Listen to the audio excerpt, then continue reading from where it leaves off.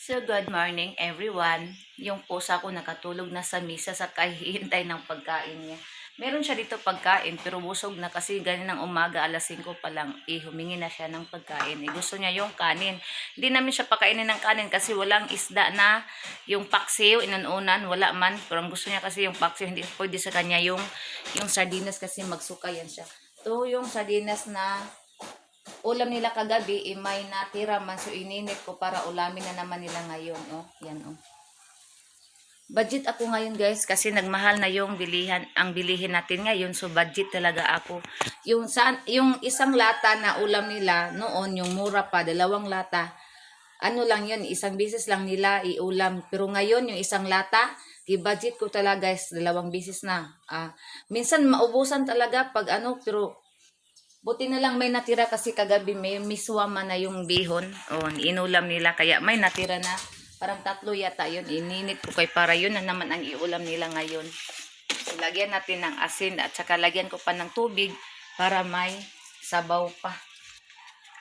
Para ano nila ba, yung makaulam talaga sila lahat. O yan, nilagyan ko ng tubig. Tapos lagyan ko ng bitsin, gamay lang. Para pangpalasa. Yan. Kasi yung mga aso ko ngayon, buti naman yung mga aso ko ngayon, hindi na sila magpili ng pagkain kasi minsan magpili yan sila, lalong-lalo na yung babae. Yung ito, yung lalong-lalo na yan. Magpili talaga yan ng ulam. Yung Persian ko, dyan na natulog. So ngayon, hintayin ko itong kukulo. Tapos, ano natin guys, kasi hindi pa man naluto yung ating rice. So, maghintay ako kumulo yan. Tapos palamigin para pagka maluto na yung kanin, i-prepare ko yung pagkain nila sa mga plato nila. Tapos palamigin na naman yung kanin para makakain sila ng maaga. Madali lang yan maglamig. So, ngayon, ang gawin natin is linis tayo ng ating lamisa. Magtrapo tayo sa lamisa. Oh, yung isa dyan talaga natulog. Oy, Rosel! Mata! Bangon ka dyan kay mag-ano ako sa misa, oh. Nagbangon siya, guys. Bangon ka dyan, okay. Linis tayo sa lamisa, oh. Ang daming buhok mo, oh. Nakalatag. Ito, guys, ang gagawin tuwing umaga. Sa isang araw, magpunas ako ng misa, siguro 4 na bisis o 5 bisis, ganyan. Kasi itong pusa ko na si Rosel, ano yan siya, dito palagi. Oh, parang ganyan, oh, dyan nakatambay, oh. Parang siya ang ulamin namin. Dyan nakatambay. Kaya palagi ko ito pinunasan kasi yung mga balahibo niya minsan dito na huhulog. At saka may naghagok dito, oh, naghingi ng cat food yan. Grabe yan, ano yung hagok sa Tagalog, eh. Maghagok ba, guys, pag matulog? Uy, alis ka muna dyan, magpunas ako ng misa. Ba't ka dyan nakatambay para kang ulam? Ha?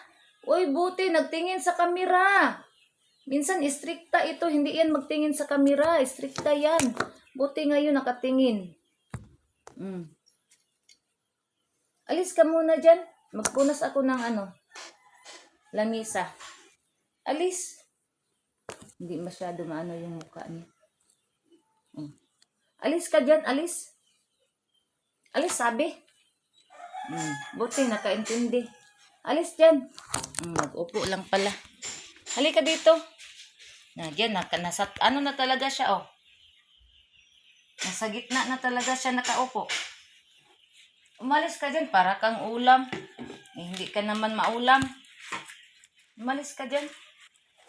Punas tayo ng misa, guys. Doon na naman siya nakatambay, guys. Napunasan ko na yun doon. Wala ka, oh. Doon ka sa baba. Bumaba ka. Baba na siya, guys. Baba! Makaintindi ng Tagalog, Bisaya, hindi masyado. Ano ba yan? Mas mabuti pa itagalog kay makaintindi agad. Sa Bisaya, guys, dili na kasabot dayon. punasan natin ang ating mesa para palaging malinis. Ganyan.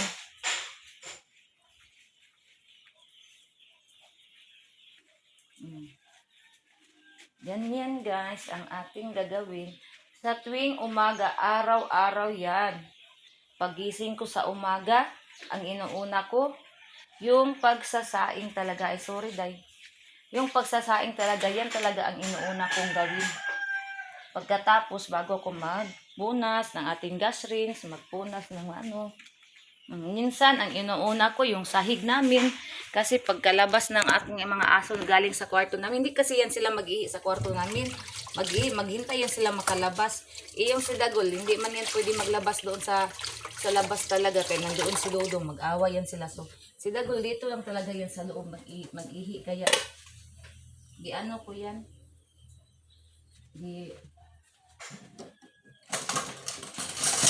Pag mag-ihi yan siya, magsunod talaga ako sa kanyang ihi. Naparat man, oy.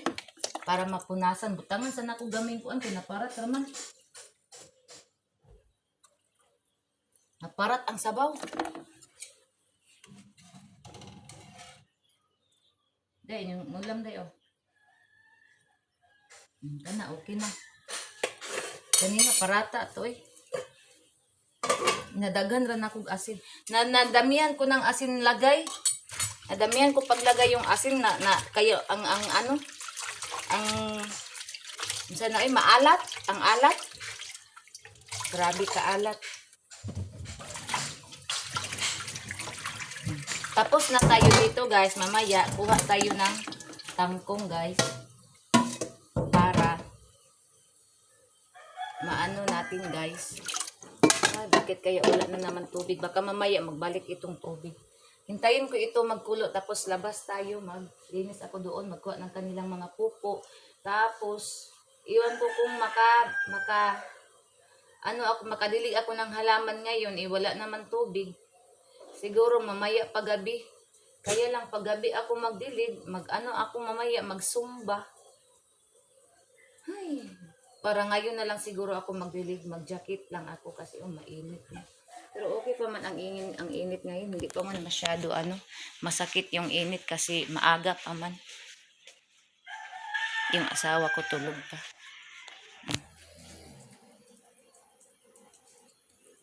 Naghagok. Tulog pa yung mister ko.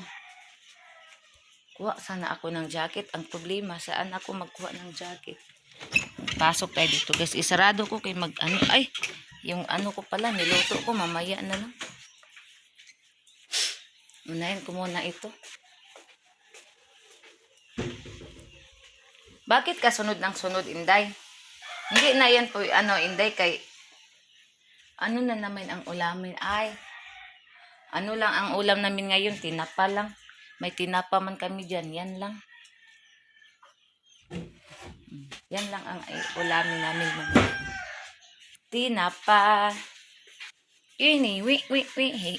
Hanap tayo jacket guys. Kay magsuot ako jacket.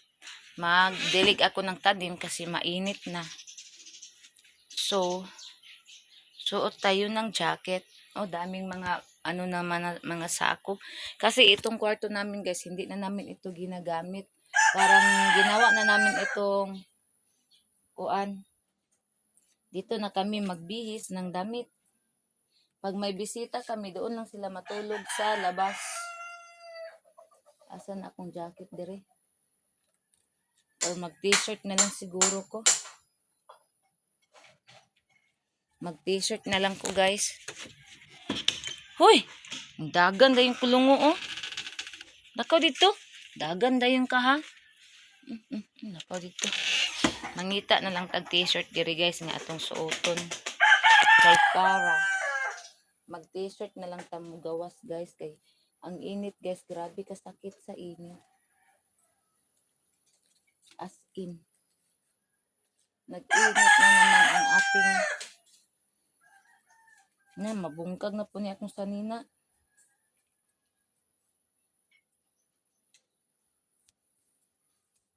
Ayun na lang gamitin ko yung ano yung ginagamit ko pag matulog ako, guys. Ito yung aso ko. O, dito yan sila matulog. Ito na lang gamitin ko. Ito na lang ang gamitin ko para. Kaya ang init na talaga, guys. Grabe. Ito mang gamitin ko pag matulog ako, guys. Kaya sobrang lamig, guys. Sabi ko sa asawa ko, ang lamig, patayin mo muna yung aircon. Eh, hindi man yan siya pwede mag-ano. Kaya mag-ano na lang ako ng habol. Magbalukot na lang ako. Ito, okay na ito, guys. So, bye everyone. Dito na lang tayo. Thank you for watching.